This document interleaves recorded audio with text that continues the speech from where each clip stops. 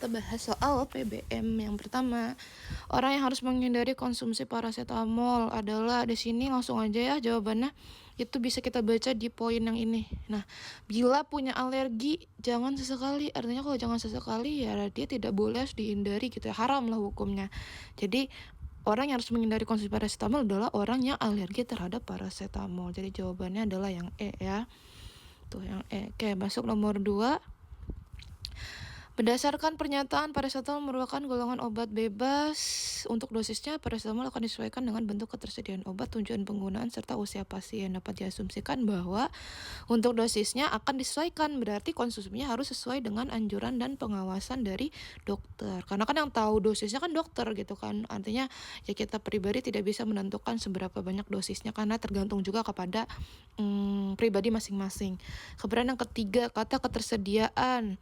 Pada pernyataan untuk dosisnya, paracetamol akan disesuaikan dengan bentuk ketersediaan obat. Jadi obat ini kalau kita bahas adalah tentang secara fisik ya.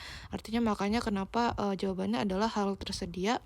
Kenapa hal tersedia? Karena hal itu ya menunjukkan kepada makna sesuatu hal gitu ya, yang ada wujudnya, ada fisiknya gitu. Kalau rencana sama memanfaatkan tidak ada wujudnya, tidak ada fisiknya, maka jawabannya adalah yang B. Kemudian soal nomor 4, kalimat 6 perlu disempurnakan dengan cara, nah ini jawabannya adalah menghilangkan kata seberapa, karena sudah ada kata lebih di sini di kalimat 6 ya. Jadi supaya tidak rancu maknanya, makanya seberapa harus dihilangkan. Jadi enak aja bacanya, perpustakaan dapat menerapkan lebih banyak, bukan lebih seberapa banyak gitu. Seberapa kan intinya hanya beberapa saja, atau bisa digunakan untuk kalimat pertanyaan gitu ya. Kemudian nomor 5, apa inti bacaan tersebut? Jadi kalau kita baca nih di teksnya, inti bacaannya adalah sebenarnya tentang penggunaan robot yang menggantikan profesi manusia. Artinya tadinya pekerjaan itu dilakukan oleh manusia, kemudian digantikan oleh robot gitu. Dimana penggunaan robot ini udah masuk ke dunia perpustakawan. Akhirnya para pustakawan tuh banyak yang digantikan oleh robot. Jadi jawabannya adalah yang C. Penggunaan robot akan semakin banyak di pustakaan. Kenapa bukan yang E? Karena di sini pertimbangan. Nah, pertimbangan itu kan untuk hal yang belum dilakukan gitu ya, karena masih ditimbang-timbang gitu. Sedangkan di teks tersebut ya sudah terjadi, artinya tidak perlu pertimbangan lagi ya, karena udah terjadi. Penulisan kata bercetak tebal ya, nomor 6 nih. Dalam teks tersebut yang salah adalah ada di kalimat 5 nih ya. Kalau kita lihat dulu di kalimat 5. Nah, yang ini yang bercetak tebal, sebahagian, harusnya bukan sebagian tapi sebagian. Nih kunci jawabannya ya, ada nih sebagian. Oke. Yang kalimat bakunya adalah sebagian. Nah, kalimat kata sambung yang paling tepat untuk melengkapi kalimat 9 adalah yaitu yang selain itu. Kenapa selain itu? Kita lihat dulu di sini ya. Kalimat 9 titik pustakawan juga, ada kata juga di sini. Juga itu artinya ketika dia menambahkan sesuatu ya. Misalkan gini, saya itu cantik, baik, juga pintar gitu. Jadi untuk menyambungkan antara cantik, baik, dan pintar itu kita tambahkan konjungsi penambahannya itu selain itu. Misalkan gini, berarti nanti bunyinya seperti ini. Saya itu cantik, baik, selain itu saya juga wangi gitu. Atau selain itu saya juga pintar gitu ya. Kemudian soal nomor 8, kalimat manakah yang paling tepat sebagai perluasan kalimat 13 agar padu dengan kalimat yang lain? Jawabannya adalah yang D. Kenapa yang D? Kalau misalkan itu perbandingan antara dua hal yang berlawanan, itu menggunakan kata baik sama maupun, baik positif maupun negatif, baik susah maupun mudah, baik sedih maupun senang gitu ya. Jadi jawabannya adalah yang D. Kemudian nomor 9, pertukaran pendapat nih ya. Pertukaran pendapat digantikan dengan kata bertukar pendapat, bisa kita artikan sebagai berbicara ya, berbicara, bertukar pendapat, berbicara juga bisa kita artikan sebagai perbincangan. Jadi jawabannya adalah yang C. Kemudian kalimat 10, jawabannya adalah yang jika. Ini yang paling nyambung adalah yang jika, karena konjungsi subordinatif syarat. Karena di dalam kalimat 6 ada syarat yang harus dipenuhi. Apa syaratnya? Kalau kurang memuaskan. Artinya ketika kamu merasa kurang puas nih, baru bisa tanya ke rekan kerja atau atasan. Tapi kalau misalkan syaratnya tidak terpenuhi, artinya kamu udah puas, ya udah berarti tidak perlu gitu ya. Oke, selanjutnya nomor 11. Nah, ini mengurutkan ya, mengurutkan. Oke. Kenapa di opsi ini pilihannya hanya 3 sama 2 yang awal? Karena kalimat 1, 4, 5, 6 yaitu semuanya diawali dengan konjungsi ya. Konjungsi itu tidak bisa ditempatkan di awal paragraf karena pasti bingung gitu ya. Bayangin ketika kalian bikin paragraf tiba-tiba kalian nulisnya selain itu saya juga gitu kan, nggak mungkin ya, orang bingung nih kenapa tiba-tiba selain itu. Makanya kenapa pilihannya adalah kalimat 3 sama kalimat 2. Antara kalimat 3 sama kalimat 2 yang paling cocok untuk diletakkan di awal paragraf adalah kalimat 3. Jadi yang pertama adalah kalimat 3. Berarti pilihannya hanya opsi A, D, sama E. Nah, setelah kalimat 3 itu pilihannya ada kalimat 2 sama kalimat 1 nih ya. Antara kalimat 2 sama kalimat 1 yang paling cocok untuk diletakkan sebagai urutan kedua adalah kalimat yang pertama. Kenapa yang pertama? Karena bisa kita lihat di kalimat 3 dijelaskan tentang makanan yang tidak disarankan untuk dikonsumsi saat minum kopi, yaitu seafood sama daging. Nah, selain itu ditambahin nih sama kalimat 1 tadi yang udah kita jelasin. Selain itu konjungsi penambahan gitu ya. Makanan lain selain seafood sama daging adalah ya ini kacang merah, salmon, sarden gitu ya. Jadi jawabannya adalah yang D. 3, 1 baru dilanjutin sama yang lainnya. Kemudian nomor 12, hal ini karena setiap titik dan garis pada batik memiliki ukuran canting yang telah ditentukan.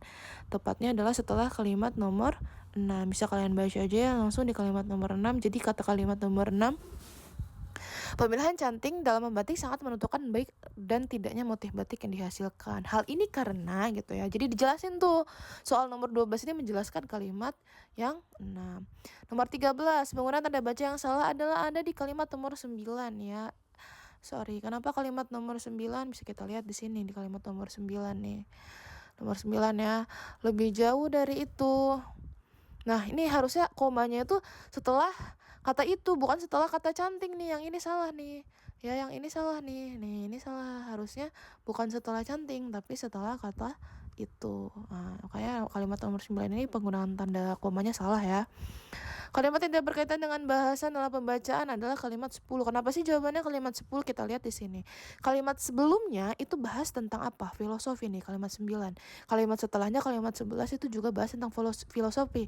Tapi kita lihat nih kalimat nomor 10 bahas apa? Dalam proses pembuatannya memerlukan teknik khusus. Orang bahas filosofi sebelumnya, sesudahnya bahas filosofi dia sendiri nggak nyambung bahas tentang teknik khusus. Makanya kenapa kalimat nomor 10 itu nomor 14 itu jawabannya adalah kalimat nomor 10. Nomor 15, kalimat manakah yang penulisan tanda bacanya salah? Jawabannya langsung aja ya. Jawabannya adalah yang D. Kenapa yang D? Karena di sini harusnya adalah setelah kata perempuan kita letakkan lagi tanda koma. Jadi bacanya adalah semua orang, baik laki-laki maupun perempuan, harus mendapatkan pendidikan yang layak. Untuk opsi A, B, C sama E itu udah benar semua ya. Bisa kalian lihat aja tuh semuanya sudah benar penggunaan tanda komanya. Kalau nomor 16, berikut ini kalimatnya penggunaan tanda garis miring atau garing yang benar adalah yang pertama itu salah ya. Jalan tidak boleh menggunakan garis miring. Kemudian yang kedua ini juga salah. Harusnya adalah 2012. Nah, baru atau 2013 gitu yang benar. Yang ini juga salah. Kenapa salah? Tidak boleh menggunakan dua hal yang punya satu makna. Ya atau aja ya, garis miring aja. Nanti bacanya udara atau jalur laut gitu. Artinya kalau menggunakan garis miring gunakan garis miring, kalau menggunakan atau gunakan atau gitu. Yang D juga salah nih, harusnya penulisannya jangan seperti ini ya, harusnya seperti ini. Rp 20.000 per buah gitu ya. Jadi seharusnya sebenarnya yang benar adalah seperti ini. Jangan ditaruh garis miringnya di depan sini. Jadi jawabannya adalah yang E ya, yang E. Yang E. Penggunaan garis miring dan atau itu diperbolehkan jika ada dan di depannya. Jadi nanti bacanya seperti ini ya. Hari ini dan besok, atau hari ini atau besok gini. Dan yang ini untuk yang di sini. Garis miring itu untuk atau. Nah, atau yang ini adalah untuk yang di sini gitu. Jadi ada dua nih ya. Ngumuminnya hari ini sama besok 2 kali, atau ngumuminnya sekali doang nih tapi masih bingung mau hari ini atau besok gitu. Jadi jawabannya yang E. Nomor 17, apa inti bacaan tersebut? Nah, di sini kan kalian baca aja ya, di sini kalian bisa baca.